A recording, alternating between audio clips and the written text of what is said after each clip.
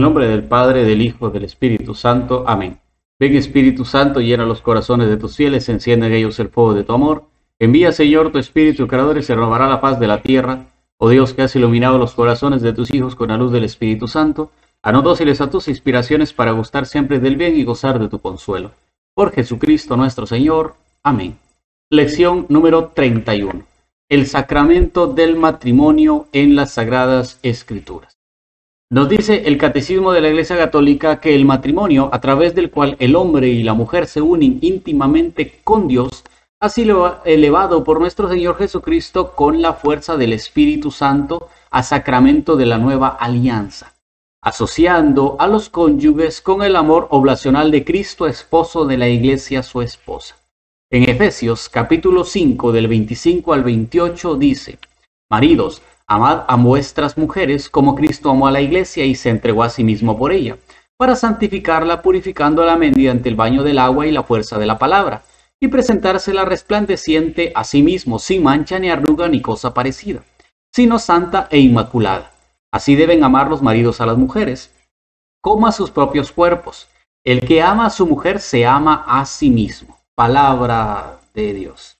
¿Qué dice San Pablo en los Efesios entonces? Que los maridos y las mujeres deben de amarse como Cristo ama a la Iglesia, con el mismo amor con que Cristo se ha entregado por la Iglesia, así el marido y la mujer se deben de entregar mutuamente ellos. Por tanto, el sacramento se celebra y vive en el corazón de la nueva alianza, es decir, en el misterio pascual. Es Cristo esposo en medio de los suyos, la verdadera fuente de todas las energías. Nos dirá Mateo en el capítulo 9, en el verso 15, Jesús le respondió: ¿Pueden acaso los invitados de la boda ponerse tristes mientras el novio está con ellos? Días vendrán en que les será arrebatado el novio, entonces ayunarán. Palabra del Señor. Es por eso que para los cristianos el matrimonio, que tiene su origen en Dios Creador, implica además una verdadera vocación a un estado y vida de gracia particulares, conllevando un compromiso público hecho ante Dios y ante la sociedad que va más allá de los límites individuales. Pero el matrimonio ya estaba establecido en el plan de Dios. Las Sagradas Escrituras se abren con el relato de la creación del hombre y de la mujer a imagen y semejanza de Dios. En el libro del Génesis, en el capítulo 1, en el verso del 26 al 27 dice: Dijo Dios: hagamos al ser humano a nuestra imagen, como semejanza nuestra, que manden en los peces del mar y en las aves del cielo, en las bestias y en todas las alimañas terrestres, y en todos los reptiles que reptan por la tierra. Creó pues Dios al ser humano a imagen suya, a imagen de Dios lo creó, macho y hembra lo creó. Palabra de Dios. Y se cierran las Sagradas Escrituras con la visión de las bodas del Cordero. Apocalipsis capítulo 19, en el verso del 7 y 9 dice: Alegrémonos, regocijémonos, iremos de gloria, porque han llegado las bodas del Cordero, su esposa se ha engalanado. Luego me dijo: escribe, dichosos los invitados al banquete de bodas del Cordero. Me dijo además: estas palabras son verdaderas, de Dios, palabra de Dios. En esto vemos que de un extremo de la Biblia a otro extremo de la Biblia habla el del matrimonio, y de su misterio y de su institución, y de su sentido que Dios le dio, de su origen y de su fin. ¿Por qué? Porque hemos sido creados por amor y para el amor.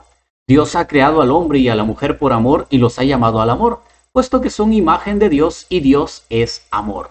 Nos dirá la primera carta de San Juan en el capítulo 4, verso 8 y 16. Quien no ama no ha conocido a Dios, porque Dios es amor.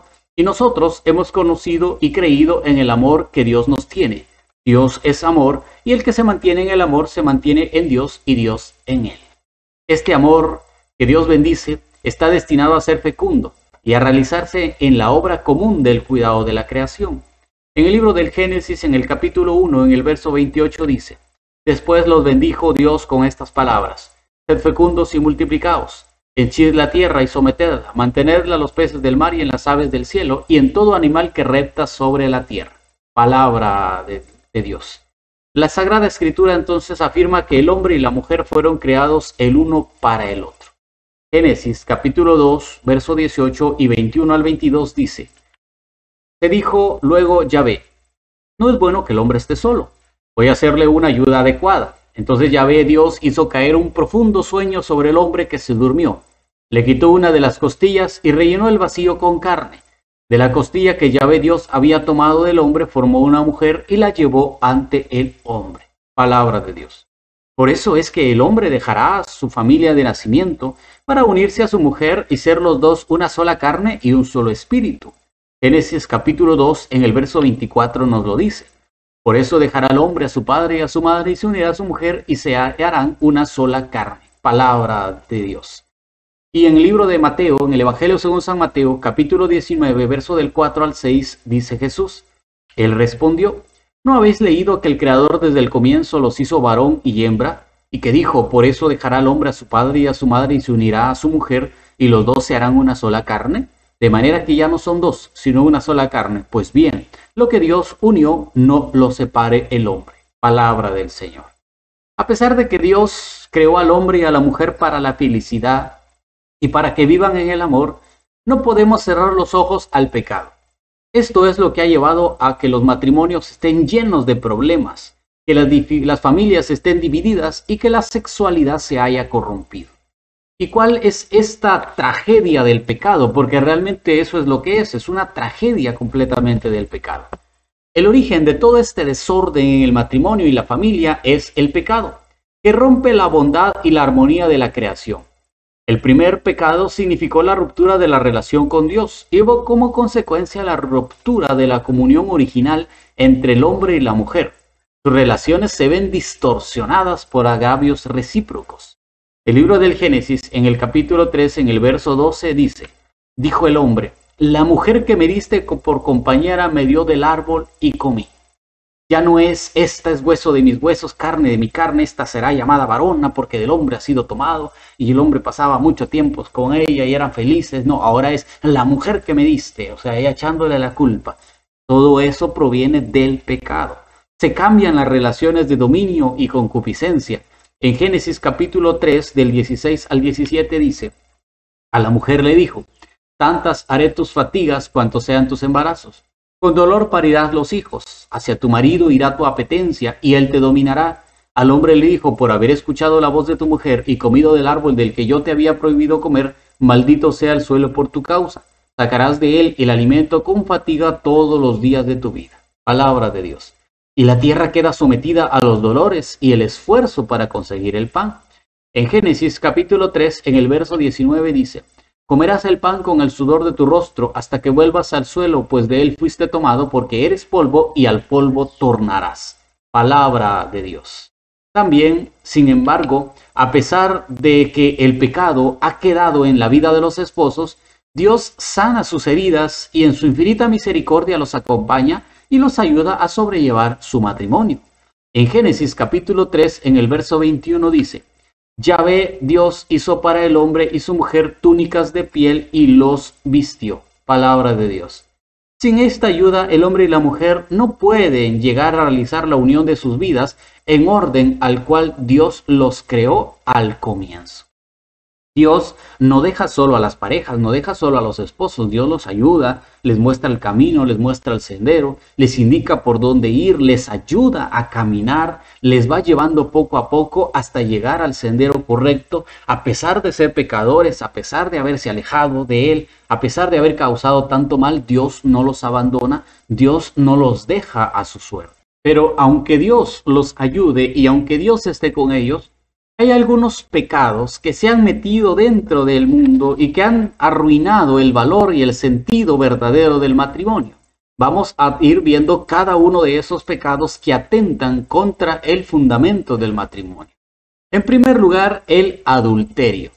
Tanto el Antiguo como el Nuevo Testamento prohíben la práctica del adulterio, donde un hombre o una mujer casados tienen una relación fuera del matrimonio, debido a que esto atenta gravemente contra el vínculo matrimonial, pues los dos son una sola carne y un solo espíritu. Génesis capítulo 22, en el verso 22 dice, si se sorprende a un hombre acostado con una mujer casada, morirán los dos. El hombre que se acostó con la mujer y también la mujer, así harás desaparecer de Israel el mal. Palabra de Dios.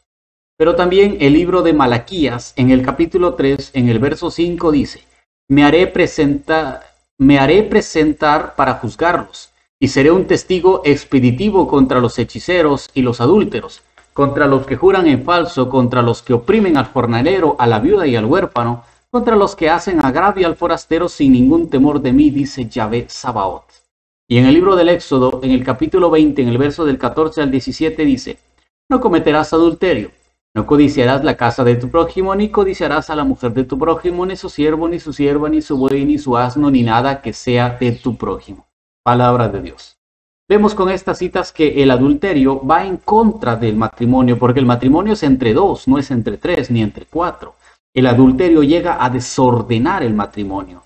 Es una lucha constante, pero serán juzgados como tal y con un castigo grave y severo. Segundo pecado, la prostitución. La prostitución no es objeto de censura especial, pero la Sagrada Escritura nos pone en guardia contra el peligro que lleva a caer en ella. En el libro de Proverbios, en el capítulo 23, en el verso 27 dice: fosa profunda es la prostituta, y pozo estrecho la mujer extraña. Palabra de Dios. También el libro del Eclesiástico, en el capítulo 9, en los versos del 3 al 4, nos va a decir: no te acerques a una prostituta, no sea que caigas en sus redes. No tengas trato con una cantante, no sea que te enredes en sus artimañas. Palabra de Dios. También el libro del Eclesiástico, en el capítulo 19, en el verso del 2 al 3, dice: vino y mujeres pervierten a los inteligentes. El que anda con prostituta se vuelve temerario.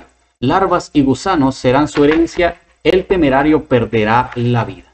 Palabra de Dios. Vemos cómo entonces la prostitución es un pecado grave que atenta con el matrimonio, porque las relaciones sexuales son propias para el matrimonio y no pueden salirse del matrimonio. Por lo tanto, acostarse con una mujer prostituta atenta contra el fundamento de la relación sexual, que debe de ser la procreación dentro del matrimonio. En tercer lugar, el pecado de la homosexualidad. La homosexualidad es una conducta contraria a los designios de Dios. En el libro de Levíticos, en el capítulo 18, en el verso 22 dice: no te acostarás con varón como con mujer, es una abominación. Palabra de Dios. También en el libro de Levítico, en el capítulo 20, en el verso 13 dice: si un varón se acuesta con otro varón como se hace con una mujer, ambos han cometido una abominación y deben morir. Su sangre caerá sobre ellos. Palabra de Dios. No hay más que hablar. La homosexualidad también es un pecado en contra de las relaciones sexuales, del fundamento del matrimonio, porque es entre hombre y mujer, no entre hombre o mujer. Cuarto pecado, la bestialidad. Unirse un hombre con una mujer como con un animal es atacado duramente por la palabra de Dios, pues atenta con la finalidad de las relaciones que son propias del matrimonio. El libro de Levítico, en el capítulo 18, en el verso 23 dice: no te unirás con bestia haciéndote impuro por causa de ella. La mujer no se prostituirá ante una bestia para unirse con ella. Es una infamia. Palabra de Dios. Y el libro de Levítico, en el capítulo 20, en los versos del 15 al 16, nos va a decir: al que se una con bestia se le dará muerte. Mataréis también a la bestia.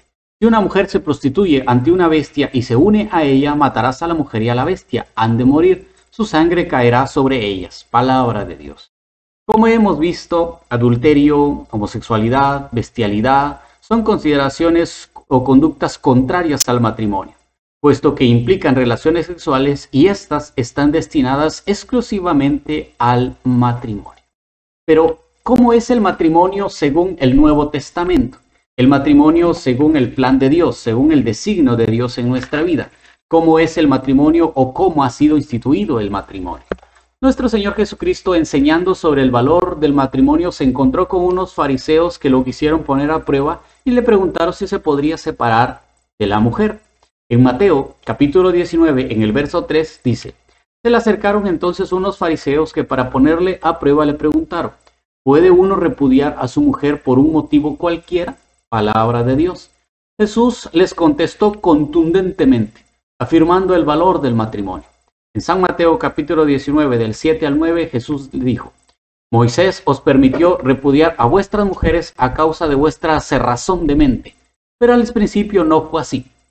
Pues bien, os digo que quien repudia a su mujer no por fornicación y se case con otra, comete adulterio. Palabra del Señor. El matrimonio es para siempre, y quien abandone a su mujer o a su hombre y se vaya con otro comete adulterio. No hay de otra. Esto quedó grabado en la mente de los apóstoles, tanto que el apóstol San Pablo, en su carta a los Corintios, dijo algo similar a lo que dijo Cristo. En 1 Corintios capítulo 7, del 3 al 5, San Pablo dice: que el marido cumpla con su deber con la mujer, de igual modo la mujer con su marido. La mujer no dispone de su propio cuerpo, sino el marido. Igualmente el marido no dispone de su propio cuerpo, sino la mujer. No os neguéis el uno al otro, a no ser que lo hagáis de mutuo acuerdo y por cierto tiempo para entregarlos a la oración. Pero luego volved a juntaros para que Satanás no os tiente por vuestra incontinencia. Palabra de Dios. Afirmando la importancia del matrimonio y su imposibilidad de divorciarse o abandonar la mujer. Esto no en nombre de él, sino en nombre de Cristo. En 1 Corintios capítulo 7, del 10 al 11 dice San Pablo: en cuanto a los casados, les ordeno, no yo, sino el Señor, que la mujer no se separe del marido, pero en el caso de que lo haga, que no vuelva a casarse, o que se reconcilie con su marido, y que el marido no se divorcie de su mujer. Palabra de Dios. Y tan grave es atentar contra el matrimonio, no solo de obra, que sería tener otra mujer o bien otro marido, sino que también el adulterio del corazón es un pecado grave contra la sacralidad del matrimonio.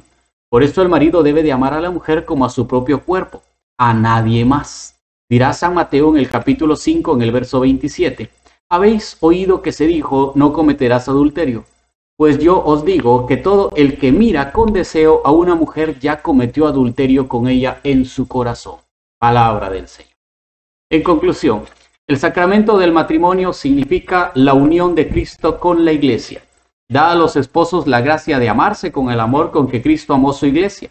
La gracia del sacramento perfecciona así el amor humano de los esposos, reafirma su unidad indisoluble y los santifica en el camino de la vida eterna. Todo esto podemos encontrarlo en fundamento en la Sagrada Escritura, y sin lugar a dudas, no hay mejor gracia de Dios para vivir en pareja que casarse por la Iglesia. Gracias por haber estado con nosotros en la lección número 31. Si Dios quiere, nos veremos en la lección número 32. Ave María Purísima, sin pecado concebida, en el nombre del Padre, del Hijo, del Espíritu Santo. Amén.